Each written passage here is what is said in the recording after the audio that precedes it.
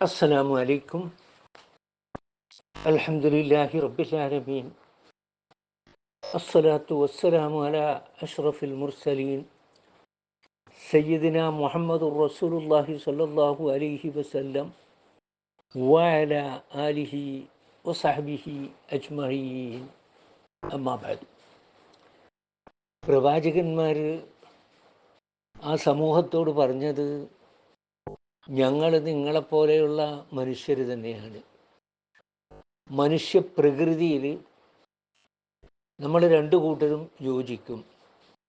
അഥവാ നമ്മൾ ഭക്ഷണം കഴിക്കുന്നു, നിങ്ങളും ഭക്ഷണം കഴിക്കുന്നു. ഞങ്ങൾ അങ്ങാടിയിൽ കൂടി നടക്കുന്നു, നിങ്ങളും അങ്ങാടിയിൽ കൂടി നടക്കും. ഞങ്ങൾക്ക് ഭാര്യമാരും മക്കളും ഉണ്ട്, നിങ്ങൾക്കും ഭാര്യമാരും മക്കളുമുണ്ട്.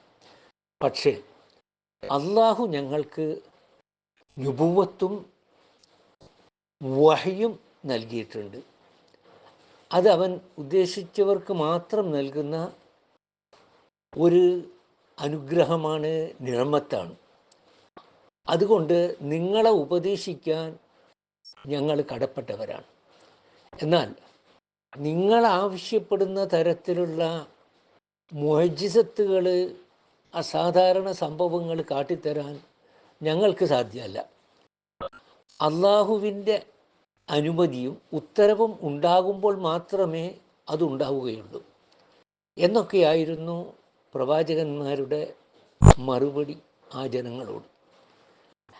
അവർ കാര്യങ്ങളെല്ലാം അള്ളാഹുവിൽ ഭരമേൽപ്പിക്കുകയും ക്ഷമ കൈക്കൊള്ളുകയും ചെയ്തു.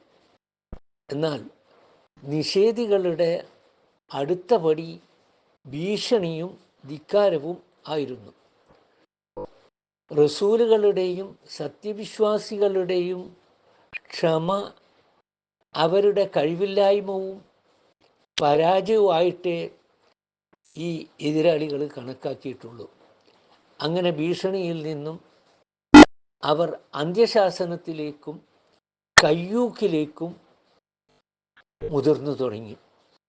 അതോടെ അവരുടെ അന്ത്യവും അടുത്തെത്തി. വആഖിറു ദഅ്വാന അനിൽ ഹംദുലില്ലാഹി റബ്ബിൽ ആലമീൻ. അസ്സലാമു അലൈക്കും.